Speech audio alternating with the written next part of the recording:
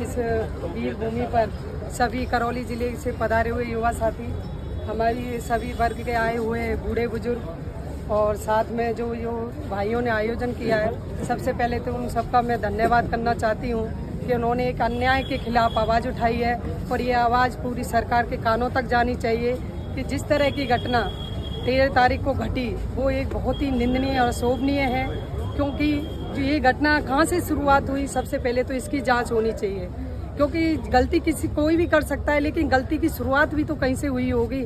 मैं पूछना चाहती हूँ कि जब समराता गांव वाले शांतिपूर्वक वो नहीं चाहते कि हम वोट डालें, तो एसडीएम साहब को ऐसी क्या आपत्ति आप पड़ी थी कि उन्होंने जबरदस्ती एक आंगनबाड़ी कार्यकर्ता को वहाँ पे वोट डलवाया, साथ ही उन्होंने पोलिंग बूथ पे जाके उन लोगों को धमकाया और उनसे कहा यदि आप यहाँ पे वोटिंग नहीं करोगे तो हम आपकी नौकरी को खा जाएंगे। लोकतंत्र में ये तानाशाह जो सरकार ने अपनाई हुई है, ये हम बहुत ही निंदनीय है। साथ ही मैं पूछना चाहती हूँ कि ऐसा नरेश भाई ने ऐसा क्या कर दिया? क्या वो आतंकवादी थे? क्या वो कोई गुंडागिर्दी करने वाले व्यक्ति थे? वो एक प्रत्याशी थे। लोकतंत्र में चुनाव लड़ने का सबको अधिकार है और सब लोकतंत्र में चुनाव लड़ सकते हैं, और वो भी बड़े शांतिपूर्वक अपना चुनाव लड़ रहे थे। चुनाव में ऐसी घटनाएं घटी, हम इसकी भी निंदा करते हैं, लेकिन प्रशासन के द्वारा जो रवैया किया वो निंदनीय है, क्योंकि रात के समय में इस तरह की गिरफ्तारी करना, आम जनता पे बर्बरतापूर्ण जो हिंसा हुई। मैं पूछना चाहती हूँ महिलाओं का क्या आरोप था? एक साल के बच्चों पे अत्याचार किए गए, बूढ़े बुजुर्गों पे अत्याचार किया गया, वहाँ से जो बाहर से युवा आए थे उन पे अत्याचार किया गया। मैं पूछना चाहती हूँ ऐसा कौन व्यक्ति है जो स्वयं अपनी गाड़ियों को जलाएगा? ऐसा कौन व्यक्ति है, या कोई भी किसान है, क्या मजदूर है, या आम जनता है जो अपने घरों को जलाएगी? क्योंकि एक घर को बनाने में जीवन लग जाता है, वो अपने जीवन की पूरी पूंजी लगा देता है। मैं कहना चाहती हूँ सरकार से कि हम सिर्फ एक ही मांग को लेकर के यहाँ सभी युवा साथी बैठे हुए हैं कि नरेश भाई को रिहा किया जाए। साथ ही समराता गांव में जो भी युवा साथियों को इन्होंने गिरफ्तार किया है, जो बिल्कुल निर्दोष हैं, उनके भविष्य से खिलवाड़ किया जा रहा है, उन बच्चों को निर्दोष साबित करके उनको जेलों से बाहर निकाला जाए। साथ ही उन लोगों को मुआवजा दिया जाए जो भी उनका नुकसान हुआ है। साथ ही में जो कल की जो घटना है, न्यूज़पेपर में मैंने सुना है, जैसे कहा गया है कि पहले तो कह रहे थे कि भाई न्यायिक जांच होगी इस प्रकरण की, लेकिन कल सरकार ने अपना स्टैंड बदल लिया। वो पता नहीं इन प्रशासन को बचाना चाहती है, या एसडीएम साहब को बचाना चाहती है, या कलेक्टर साहिबा को बचाना चाहती है, कि उन्होंने कहा है नहीं हम सम्मानीय आयुक्त से इसकी जांच कराएंगे। यदि सम्मानीय आयुक्त से जांच कराई गई तो मैं एक बात कहना चाहती हूँ, सिर्फ उनको प्रशासन को बचाया जाएगा,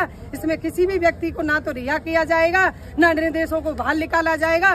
तो हमारी तो एक ही मांग है कि न्यायिक जांच हो, साथ ही वहाँ के युवाओं को रिहा किया जाए, और जो भी ये बर्बरता की गई है हम प्रशासन की भी कड़े शब्दों में निंदा करती हूँ। साथ ही मैं चाहती हूँ कि एसडीएम साहब की भी कार्रवाई की जाए, क्योंकि ये कार्रवाई सिर्फ निर्देश लोगों पे की गई है। सरकार पक्षपात कर रही है, ये पक्षपात नहीं किया जाए। मैं आप सबके साथ हूँ, आप सब यहाँ पे उपस्थित हुए, जैसा आप आगे आदेश दोगे मैं आप सबके साथ खड़ी रहूंगी। जय हिंद जय भारत। वे सर्व समाज के भाइयों को मैं उन सभी पधारे हुए उनको बहुत बहुत धन्यवाद देता हूं, और सबसे पहले बाबा साहब भीमराव अंबेडकर को नमन करते हुए मैं आप भाइयों से कहना चाहता हूं कि हमें ये रैली शांतिपूर्ण तरीके से कलेक्ट्री तक जाना है। हमें सर्व समाज के भाइयों को कोई उदंगबाजी नहीं करनी है।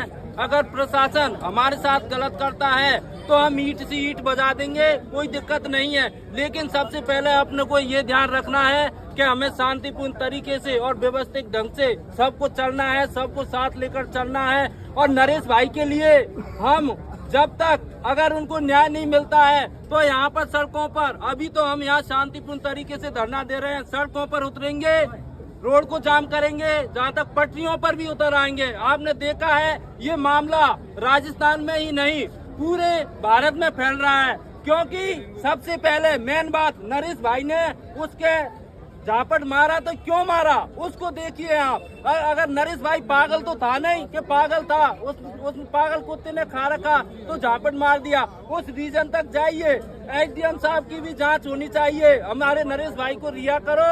हम तो यही कहते हैं, अगर नरेश भाई को रिहा नहीं किया तो हम उग्र आंदोलन